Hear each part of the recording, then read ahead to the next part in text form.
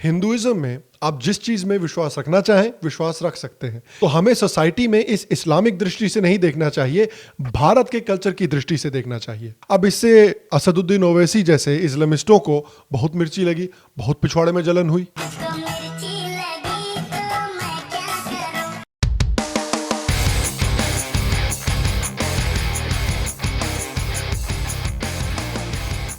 Hello और शाम Sharma show के इस एपिसोड में आपका बहुत बहुत स्वागत है। आज मुझसे जुड़ने के लिए और आज ये शो देखने के लिए आपका बहुत बहुत धन्यवाद। तो आरएसएस को लेफ्टिस्टों ने, इस्लामिस्टों ने बहुत समय से एक नाजी ऑर्गेनाइजेशन की तरह दिखाया है, एक फैशिस्ट ऑर्गेनाइजेशन की तरह दिखाया है, जो सिर्फ ये चाहते हैं कि भारत में सिर्फ और सिर्फ हिंदू हो और सभी मुसलमानों को इस देश से निकाल दिया जाए। काफी लंबे समय से आरएसएस के खिलाफ झूठ फैलाया गया है, मिस इन्फॉर्मेशन फैलाया गया है, और उस संदर्भ में जो मोहन भागवत ने अभी विजयदशमी पर स्पीच दी है वो बहुत जरूरी हो जाती है। जिस तरह से उन्होंने भारत की विविधता से भरी हुई कल्चर के बारे में बात किया है, जिस तरह से उन्होंने म्यूचुअल रिस्पेक्ट के बारे में बात की है, जिस तरह से उन्होंने कहा है कि भाई भारत में सबके लिए जगह है, उससे भैया लेफ्टिस्टों की और इस्लामिस्टों की पिछवाड़े में काफी जलन होगी। तो आज मैं आपको मोहन भागवत की विजयदशमी की स्पीच से 10 जो बड़े मुद्दे हैं, 10 जो बड़े पॉइंट हैं मेरे हिसाब से, वो मैं आपको बताने जा रहा हूं। इससे पहले कि मैं पॉइंट बाय पॉइंट जाके आपको बताऊं, सबसे बड़ी चीज और सबसे जरूरी चीज जो मुझे स्पीच के बारे में लगी कि उन्होंने पर्सनल रिस्पॉन्सिबिलिटी की बात की। उन्होंने कहा कि भाई गवर्नमेंट हर चीज में आपका हाथ पकड़ के आपसे काम नहीं करवाएगी, गवर्नमेंट आपके लिए हर चीज नहीं करेगी। देश को बेहतर बनाने के लिए, भारत की सभ्यता को बेहतर बनाने के लिए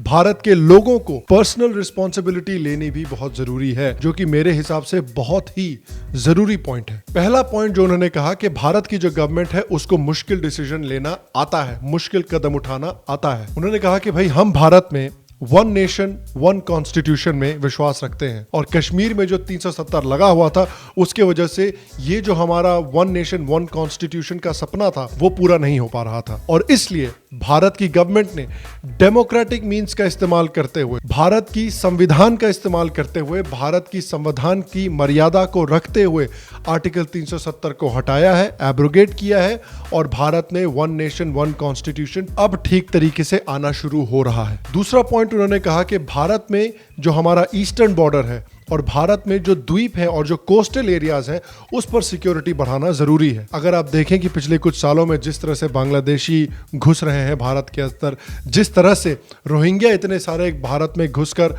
अब सेटल हो रहे हैं, और जिस तरह से चाइना का जो प्रेजेंस है भारत के समुद्रों के आसपास, चाइना का जो प्रेजेंस है भारत के द्वीपों के आसपास, चाइना जिस तरह से इंडियन ओशन में, साउथ चाइना सी में दबदबा बना रहा है, उसको देखते हुए हमारे द्वीपों पर और हमारा जो ईस्टर्न बॉर्डर है उस पर सुरक्षा बढ़ाना जरूरी है। तीसरी चीज उन्होंने कही कि भाई भारत जो है एक प्लूरल कल्चर है, भारत जो है एक विविधता से भरा हुआ कल्चर है, और भारत के अंदर कुछ ऐसे लोग हैं जो इस विविधता का गलत इस्तेमाल करना चाहते हैं। भारत के अंदर कुछ ऐसे लोग हैं जो इस विविधता को भारत के खिलाफ इस्तेमाल करना चाहते हैं। ये सीधे सीधे उन्होंने टुकड़े टुकड़े गैंग के ऊपर तंज किया जो भारत के अलग अलग टुकड़े करना चाहते हैं, जबकि भारत का जो कल्चर है वो तो जोड़ने वाला कल्चर है। भारत दूसरे लोगों को खुद से जोड़ता है। चौथा, उन्होंने लिंचिंग्स के बारे में बात की, और लिंचिंग्स के बारे में उन्होंने काफी गहराई से बात की, और ये काफी एक बड़ा मुद्दा था उनकी स्पीच का। उन्होंने कहा कि भाई लिंचिंग्स की जो प्रॉब्लम है भारत में वो एग्जैजरेट की गई है, और लिंचिंग्स की प्रॉब्लम को कहा गया है कि ये सिर्फ एक कम्युनिटी करती है, सिर्फ एक कम्युनिटी का नाम खराब करने की कोशिश की गई है इस लिंचिंग्स की प्रॉब्लम का नाम लेकर, जबकि असलियत यह है कि भारत में लिंचिंग की प्रॉब्लम जो है वो इस्लामिक कम्युनिटी में भी उतनी है जितनी की हिंदू कम्युनिटी में है। ये लिंचिंग की जो तकलीफ है ये दोनों तरफ से होती है। और उन्होंने एक और बड़ी इंटरेस्टिंग चीज कही कि ये जो लिंचिंग है ये भारतीय कॉन्सेप्ट नहीं है, भारत में लिंचिंग्स का इतिहास नहीं है। लिंचिंग का जो ये कॉन्सेप्ट है, स्टोनिंग का जो ये कॉन्सेप्ट है, ये आता है बाइबल से। भले ही ये क्रिश्चियनिटी से ना आता हो, लेकिन कम से कम ये बाइबल से तो आता है, क्योंकि बाइबल जहां पर लिखी गई है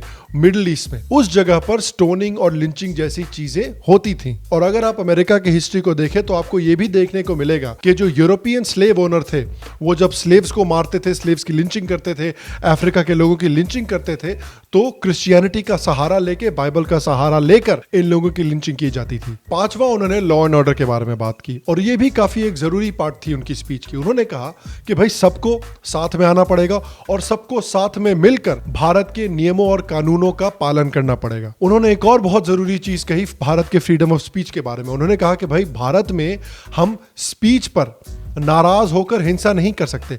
नाराज होना ठीक है, लेकिन कोई अगर अपनी फ्रीडम ऑफ एक्सप्रेशन का इस्तेमाल कर रहा हो तो उसके ऊपर हम हिंसा नहीं कर सकते। ये एक बहुत ज़रूरी चीज़ है क्योंकि भारत में फ्रीडम ऑफ एक्सप्रेशन की बहुत बड़ी प्रॉब्लम है, चाहे हिंदुओं की तरफ से हो चाहे मुसलमानों की तरफ से हो। अगर कोई अपनी फ्रीडम ऑफ स्पीच का इस्तेमाल करता है तो हम उस पर हिंसा करने को तैयार हो जाते हैं। ये बिल्कुल गलत है और मुझे बहुत खुशी है कि इस बारे में मोहन भागवत ने भी कुछ कहा। उन्होंने ये भी कहा कि भारत सभी भारतीयों के लिए है। उन्होंने ये भी कहा कि भारत में जो कानून है वो सबके लिए बराबर होना चाहिए।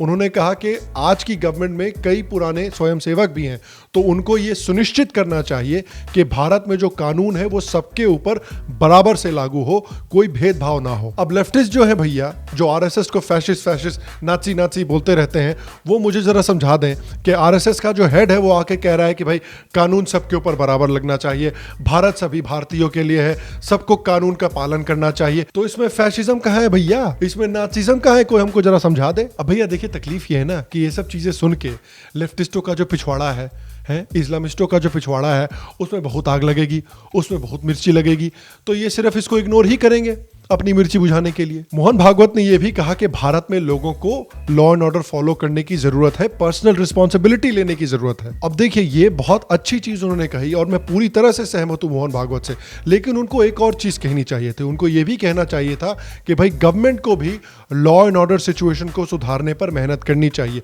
गवर्नमेंट की भी ये रिस्पॉन्सिबिलिटी है कि भारत का लॉ एंड ऑर्डर सिचुएशन बेहतर किया जाए। भारत में पुलिस रिफॉर्म की जरूरत है। भारत में अभी भी 9 लाख वैकेंसीज हैं पुलिस डिपार्टमेंट में, जिसको भारत में भरना जरूरी है। भारत में अभी भी काफी जो पुलिस है वो वर्ल्ड वॉर 2 की बंदूकों से जुर्म से लड़ रही है, तो उनको बेटर इक्विपमेंट प्रोवाइड करना भी जरूरत है। तो गवर्नमेंट के ऊपर भी एक रिस्पॉन्सिबिलिटी है कि भाई भारत की जो लॉ एंड ऑर्डर सिचुएशन है उसको बेहतर किया जाए, क्योंकि भारत की लॉ एंड ऑर्डर सिचुएशन काफी खराब है। उसके बाद उन्होंने स्वदेशी के बारे में बात की। उन्होंने कहा कि भाई दुनिया काफी ग्लोबलाइज हो चुकी है, तो हम दुनिया से कट कर अलग नहीं रह सकते। स्वदेशी अभी भी जरूरी है, लेकिन हम ट्रेड भी कर सकते हैं, लेकिन हमें ट्रेड तभी करना चाहिए जब कोई ऐसी चीज है जो बिल्कुल हम भारत में नहीं बना सकते, तब हम भारत में उसको बाहर से लाया जा सकता है। अब देखिए मेरे हिसाब से तो मैं ये विश्वास रखता हूं कि जिस देश को जिस चीज में कंपैरेटिव एडवांटेज हो उस चीज के ऊपर उस देश को फोकस करना चाहिए। तो भारत को जिन चीजों के ऊपर कंपैरेटिव एडवांटेज है उन चीजों के ऊपर भारत को फोकस करना चाहिए, उन चीजों के ऊपर भारत को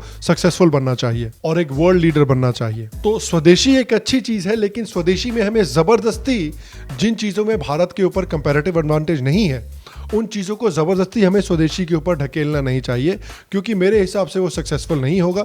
लेकिन कम से कम मोहन भागवत ने ये रियलाइज तो किया है कि भाई दुनिया काफ़ी ग्लोबलाइज हो चुकी है। उसके बाद उन्होंने विमेन सेफ्टी के बारे में भी बात की। उन्होंने कहा कि हमारे देश के लिए ये एक बहुत शर्म की बात है कि जिस देश में हम औरतों की पूजा करते हैं उस देश में औरतें असुरक्षित महसूस करती हैं। ये बहुत गलत बात है और भारत के लोगों की ये पर्सनल रिस्पॉन्सिबिलिटी होनी चाहिए कि वो भारत की औरतों की इज्जत करें। उन्होंने ये भी कहा कि हमें भारत में औरतों को बराबर की अपॉर्चुनिटीज और आजादी सुनिश्चित करनी चाहिए, क्योंकि भारत की औरतों में बहुत टैलेंट है, बहुत तरह की शक्तियां हैं। इसलिए अगर उनको बराबर की अपॉर्चुनिटीज दी गई, बराबर की आजादियां दी गई, तब औरतें भी बहुत सक्सेसफुल होंगी भारत में। अब देखिए ये भी बड़ी अच्छी चीज बोली उन्होंने। फिर उन्होंने कहा कि भाई हिंदुओं के बारे में बात करना, हिंदू सोसाइटी को बचाना, हिंदू सोसाइटी को सपोर्ट करना और हिंदुओं को सपोर्ट करना, इसका ये मतलब नहीं हुआ भारत में कि हम मुसलमानों से नफरत करते हैं या हम मुसलमानों के खिलाफ हैं। इन लेफ्टिस्टों में और इस्लामिस्टों में तकलीफ ये है कि ये हर चीज को एक एब्राहमिक दृष्टि से देखते हैं। एब्राहमिक धर्म जो है और इस्लाम जो है ये बिल्कुल ब्लैक एंड व्हाइट होते हैं। अगर आप मुझसे अलग सोचते हैं तो आप बिल्कुल गलत हैं। हिंदुइज्म में आप जिस चीज में विश्वास रखना चाहें विश्वास रख सकते हैं। हिंदुइज्म ये कहता है कि आप भी सही मैं भी सही, हम दोनों एक दूसरे की रिस्पेक्ट करते हैं। लेकिन इस्लाम ये कहता है कि सिर्फ मैं सही बाकी सब गलत। तो हमें सोसाइटी में इस इस्लामिक दृष्टि से नहीं देखना चाहिए, भारत के कल्चर की दृष्टि से देखना चाहिए। फिर उन्होंने कहा कि भाई भारत जो है एक हिंदू राष्ट्र है। अब इससे असदुद्दीन ओवैसी जैसे इस्लामिस्टों को बहुत मिर्ची लगी, बहुत पिछवाड़े में जलन हुई।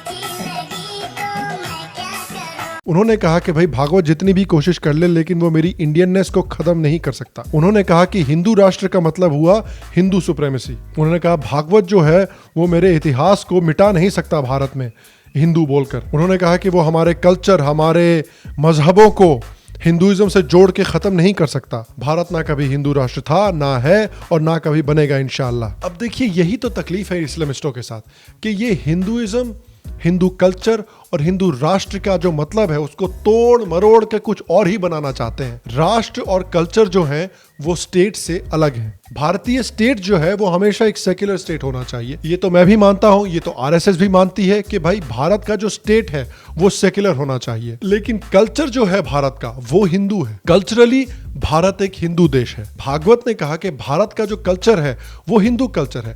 अगर आप म्यूचुअल रिस्पेक्ट में विश्वास रखते हैं, अगर आप भारत की डाइवर्सिटी में विश्वास रखते हैं, अगर आप भारत की यूनिटी इन डाइवर्सिटी में विश्वास रखते हैं, तब आप हिंदू हैं, तब आपका कल्चर हिंदू है। उन्होंने कहा कि भाई आप अपनी जिंदगी जैसे भी जीना चाहते हैं, जिस धर्म के हिसाब से भी जीना चाहते हैं, जिए, बिल्कुल ठीक है, कोई तकलीफ नहीं है। लेकिन भारत के कल्चर में हम म्यूचुअल रिस्पेक्ट में और यूनिटी इन डाइवर्सिटी में विश्वास रखते हैं। और भारत में ऐसे कई मुस्लिम हैं जो यूनिटी इन डाइवर्सिटी में विश्वास रखते हैं। भारत में ऐसे कई मुस्लिम हैं जो म्यूचुअल रिस्पेक्ट में विश्वास रखते हैं। भारत में ऐसे कई मुस्लिम हैं जो अपने हिंदू हेरिटेज से भी प्यार करते हैं। लेकिन भारत में कुछ मुस्लिम ऐसे भी हैं जो कहते हैं कि सिर्फ मैं ही सही, बाकी सब गलत। ये भारत का ट्रेडिशन नहीं है, ये हिंदू ट्रेडिशन नहीं है, ये हमारा कल्चर नहीं है। भागवत ने तो ये भी कहा कि भाई अगर आप इसको हिंदू कल्चर नहीं बुलाना चाहते तो भी ठीक है, आप अगर इसको इंडियन कल्चर बुलाना चाहते हैं, आप इसको अगर इंडिक कल्चर बुलाना चाहते हैं, वो भी ठीक है। लेकिन इंडियन और इंडिक जो है ये सिर्फ एक भूगोलिक आइडेंटिटी को दिखाता है, एक जियोग्राफिकल आइडेंटिटी को दिखाता है।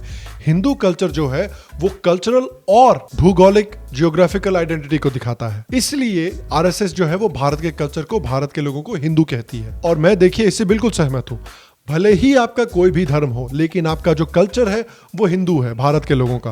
भाई भारत की जो आत्मा है वो हिंदू है। देखिए भैया, असदुद्दीन ओवैसी जैसे लोगों के लिए डाइवर्सिटी बड़ी खराब चीज है। असदुद्दीन ओवैसी जैसे जो लोग हैं वो डाइवर्सिटी में विश्वास नहीं रखते। ये मैं ही सही, बाकी सब गलत, इसमें विश्वास रखते हैं। और इस तरह के माइंडसेट से, इस तरह के कल्चर से, इस तरह की फिलॉसफी से भारत के सभी लोगों को बिल्कुल लड़ना चाहिए। और 10वीं जो बात उन्होंने कही वो कही कि भाई भारत के हिंदुओं को और भारत के लोगों को ताकतवर भी बनना जरूरी है, क्योंकि कोई भी एक कमजोर व्यक्ति की रिस्पेक्ट नहीं करता। लेकिन ताकतवर होने का यह मतलब नहीं हुआ कि आप दादागिरी करें। ताकतवर बनने का मतलब हुआ कि आप उदार बने। ताकत से उदारता आनी चाहिए। दादागिरी आपका एक कमजोर माइंडसेट दिखाता है। और भागवत ने कहा कि ये एक राक्षस का बिहेवियर है, दादागिरी। तो हिंदुओं को, भारत के लोगों को ताकतवर होना जरूरी है, लेकिन उस ताकत के साथ उदारता भी आनी चाहिए। और मैं टुकड़े टुकड़े गैंग और जो इस्लामिस्ट है भारत के, मैं उनसे पूछना चाहता हूं कि भैया कहां है नाजिज्म? कहां आरएसएस कह रही है कि भारत जो है ये सिर्फ हिंदुओं के लिए है, मुसलमानों को निकाल फेंको? कहां कह रही है ये म्यूचुअल रिस्पेक्ट की बात कर रहे हैं, ये डाइवर्सिटी की बात कर रहे हैं, ये उदारता की बात कर रहे हैं, ये कानून का पालन करने की बात कर रहे हैं। मेरे हिसाब से ये बहुत अच्छी स्पीच थी जो दिखाती है कि भारत जो है एक बहुत यूनिक कल्चर है। भारत जो है वो एक उदार कल्चर है जो एक दूसरे से प्यार करने में, एक दूसरे को रिस्पेक्ट करने में, लोगों को जोड़ने में विश्वास रखता है। और अब ये देखना बड़ा इंटरेस्टिंग रहेगा कि इस तरह की स्पीच को भी जो लेफ्टिस्ट और इस्लामिस्ट हैं वो किस तरह से तोड़ मरोड़ के फैशिज्म बताते हैं। और मैं आपसे पूछना चाहता हूं, कहां था फैशिज्म इस स्पीच में? कहां था ये नाजिज्म जिसकी ये बात करते रहते हैं इस स्पीच में? कहां था ये सब? अगर इस स्पीच में कुछ फैशिज्म था, अगर आरएसएस के बारे में कुछ फैशिज्म आपको दिखा इस स्पीच में, तो प्लीज मुझे नीचे कमेंट सेक्शन में जरूर बताएं। अगर आपको आज का एपिसोड पसंद आया हो तो प्लीज आज के एपिसोड को एक लाइक दें, एक थम्स अप दें। इससे मेरी बहुत मदद होती है और इससे इस शो की बहुत मदद होती है। अगर आपको श्याम शर्मा शो पसंद है और आप श्याम शर्मा शो को सपोर्ट करना चाहते हैं तो प्लीज शो के एक पेट्रन बने। नीचे पेट्रियन लिंक पे क्लिक करें जरूर, शो के पेट्रन बने। इससे आपको बहुत सारे पर्क्स मिलेंगे। आप बहुत सारे एक्सक्लूसिव पोल्स के ऊपर जाकर वोट कर सकते हैं, आपको कंटेंट मिलेगा। आप हमारे शो पे जो गेस्ट्स आते हैं उनके लिए क्वेश्चंस भी डाल सकते हैं वहाँ पेट्रियन पे। आपको पेट्रियन के जो व्हाट्सएप ग्रुप है और जो डिस्कॉर्ड सर्वर है उस पर एक्सेस भी मिलेगा पेट्रन बनने पे। तो जरूर पेट्रन बने। अगर आपको श्याम शर्मा शो पसंद है, अगर आपको आज का एपिसोड पसंद आया और अभी तक आपने सब्सक्राइब नहीं किया है, अरे भैया तो क्या कर रहे हैं, नीचे सब्सक्राइब बटन पे क्लिक कीजिए जरूर। और हाँ, यहाँ बेल आइकॉन को दबाना बिल्कुल भी ना भूलें। हमारे और भी यहाँ बहुत सारे एपिसोड्स हैं, जरा उनको भी जाकर देखिए, आपको जरूर पसंद आएंगे। मैं आपको अगले एपिसोड में मिलूंगा और तब तक स्वस्थ रहिए, सुखी रहिए। फिर मिलेंगे।